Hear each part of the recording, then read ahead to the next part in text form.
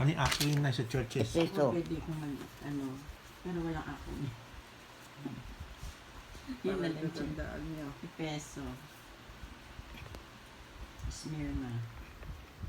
Pergamo. Thyatira. Sardis. Philadelphia. Laodicea. Di daw niya kailangan ni Mami yung yung acronym. Acronym? Hindi na kailangan. Ano yung acronym, Ronnie? Nay, ano yung acronym, Nay? Alam ko, ano yung simula, ano ba? E? Every person truly seek perfect Every life. saved. Every saved person. Diba? Every saved person truly seek Every saved S-A-V-E. perfected life? Every saved person truly seek perfective life. Yan. Ano yung mga ano yung mga simbahan? Ano yung mga simbahan, Nay? Ephesus. Ano pa? Smyrna. Ano sa iba? Thyatira. Sabihin mo lang, sinabi mo every saved person. Sabihin mo, every, save. E is Epeso. Every saved. Save is Smyrna. Every saved person, P is Pergamos. Hindi naman memorize eh. Ephesus. Smyrna. Smyrna. Pergamos. Smyrna, di ba? Oo. Smyrna, Pergamo, Thyatira, Sardis, Philadelphia, Laodicea. Iyon ang 70. Acronym. Yung palang ibig sabihin na April. E-S-P. Ano yung sinabi natin tungkol sa Ephesus? Church of Ephesus. Anong sinabi natin? Ang Loveless Church. Ano nga yung Loveless Church? Ano yung ibig People sabihin? of Ephesus. They forget Iniwan ang the love. first love. First love. Jesus et Nicolaisan. Jesus et Nicolaisan. Diba? Ayun na nakuha ko.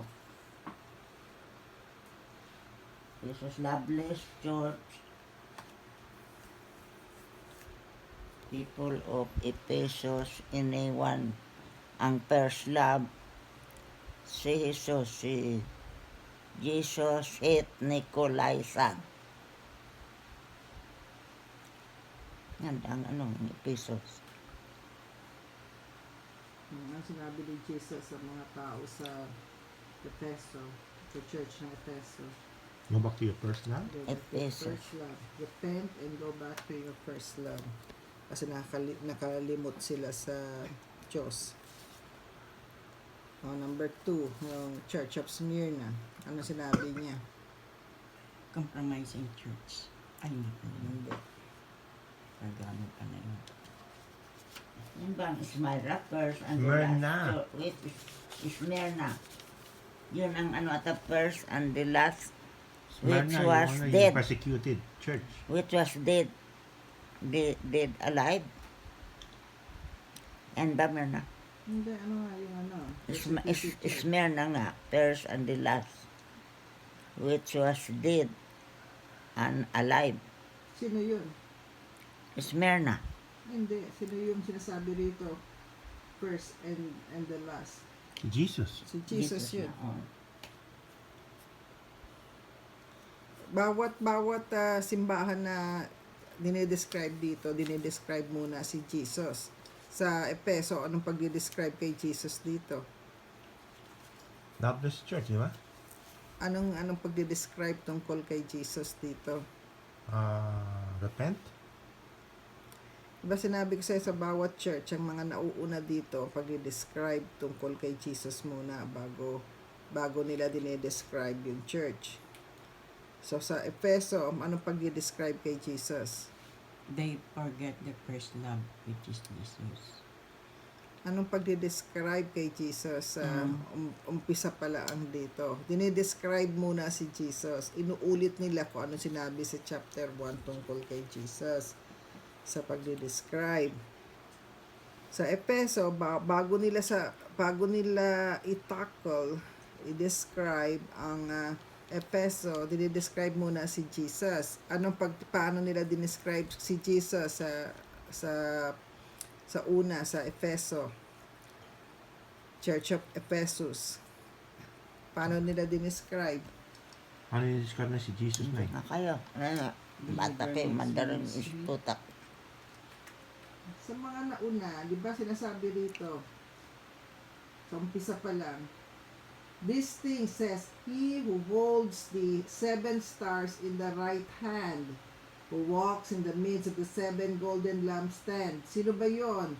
Di ba yun din yung nung chapter 1, na may hawak ng 7 bituin, 7 stars on the right hand, at nakatayo siya sa harap ng mga 7 golden lampstand. Sino ba yon? Si Jesus Christ. O, yun ang pagdi-describe tungkol kay Jesus. Inulit lang nila, yun ang sinasabi ko sa inyo, na bawat churches, bawat church, dinidescribe muna si Jesus. Ang umpisa sa Church of Ephesus, ang may hawak ng 7 bituin sa kanyang kanang kamay at nakatayo sa gitna ng 7 golden lampstand. At sa pangalawa, paano dinescribe si Jesus? Di ba nyo ba naintindihan? Ilang beses na natin pinag-usapan ito. Na-take up na natin, natapos na natin, inuulit lang natin, hindi nyo pa rin alam. Paano dinescribe si Jesus sa pangalawa? Sa Paano? Church of Smyrna, paano dinescribe? Yun hindi ko alam. Di basahin nyo. Oh, basahin mo, Nay. Yung Paano part dinescribe 2. si Jesus? Sa Church of Smyrna. Si Jesus ay first and the last, which was dead and alive, because di ba kaya dead, pinahirap, tinubos tayo, was in cross of Calvary,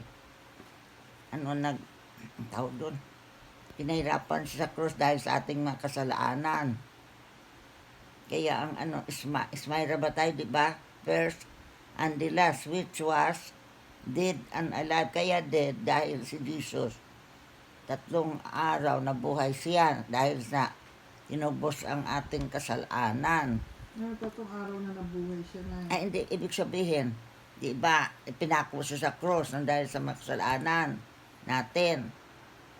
O, yung kanyang dugo, noong maraming dugo, ang dinagay niya sa the ground, the blood, at yun ang blood niya, precious blood, tinubos tayo. At kinocover ng precious blood niya ang ating, para iligtas tayo sa lahat ng mga kasamaan. Yun ang pagkaalam ko. Tinatanong ko lang dito kung paano din i-describe kasi nakuha na natin sa chapter 1, nakuha na rin natin tong chapter 2, review na lang, diba? Review na lang. At sinasabi ko sa inyo, sa simula pa lang, bago i-describe ang bawat church, dinidescribe muna si Jesus according to how he was described sa first chapter, in the first chapter. Jesus was already described as the Son of God sa first chapter. O paano ba dinescribe si Jesus sa first chapter? Paano dinescribe si Jesus sa first chapter? Sa chapter 1. Okay, ang 3. Kung sinong Alpha and Omega, si Jesus, di ba? Marilo.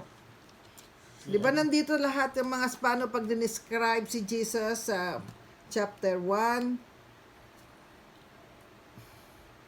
Ate Marilu, Mm. paano describe si Jesus daw? Sa Smyrna? Sa chapter Sa 1. chapter 1. Inulit ngayon sa bawat churches, bawat umpisa, merong mga description tungkol kay Jesus.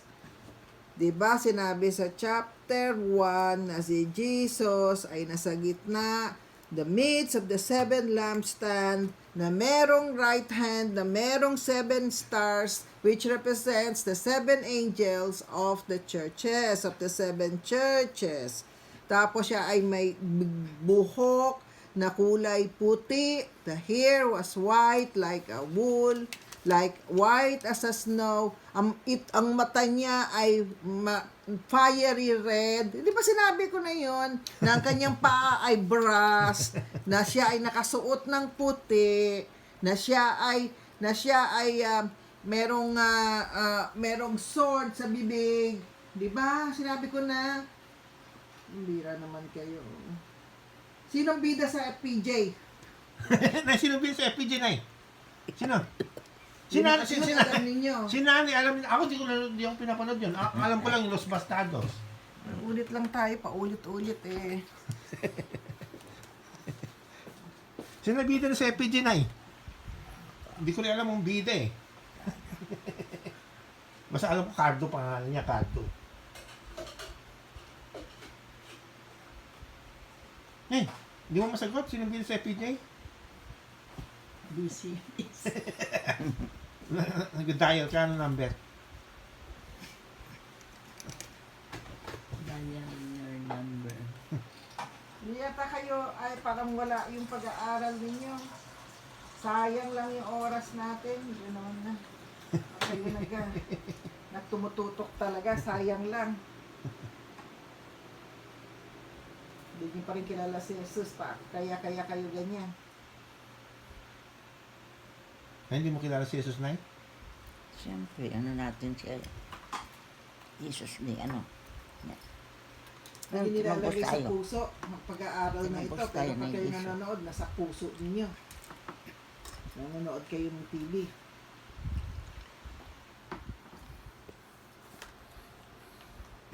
Kailangan pa ba tayo magpatuloy mag-aaral? Kasi hindi naman kayo nakikinig. Hindi naman kayo nagbabasa. Hindi naman kayo nagpa-follow up ng pagbasa ninyo. Sa bahay na ito yata, ako lang ang nagbabasa ng Bible eh. Si Mano nagbabasa ba? Oh, hayaan mo na siya.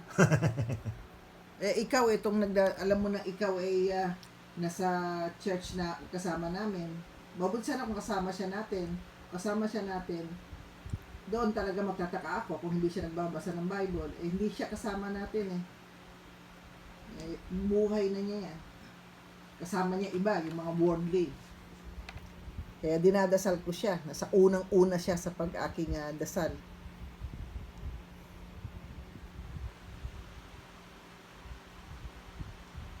Sasayangan lang tayo ng oras kung hindi tayo talaga magiging focus sa pag-aaral natin. Sayang lang ang oras na ibinibigay natin sa Panginoon. Sana i-grab ninyo every opportunity, every minute na makilala talaga kung sino yung ating Diyos na sinasamba. Baka mamaya kayo nagdadasal, kasi kung hindi nyo kilala ang Diyos na sinasamba, sino ba ang sinasamba ninyo? Kayo ba kayo nagdadasal? Kasi hindi nyo kilala ang Diyos eh. Baka iba ang sinasamba ninyo. Siyempre si Jesus kahit Sinasamba tayo mo na. lahat, diba? Bakit hindi nyo kilala? Ilang beses natin itong pinag-aaralan, hindi nyo pa rin kilala. Describe lang doon kami Describe lang. Ilang araw na tayo, mahigit na tayo ng 2 buwan na dito sa isang chapter First chapter saka second chapter, hindi na nga tayo umusog dun Ganun pa rin ang hindi nyo pa rin alam. Aba ang gagawin ko? Kung hindi naman ninyo alam, di sayang lang ang laway ko. Kaya Ate Marilu, alam ko masagot ni Ate Marilu yan. Hindi lang salita.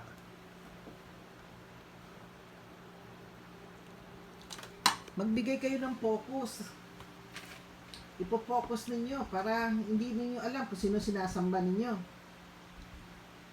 Alam mo ba sinasamba mo, Nay? Sino?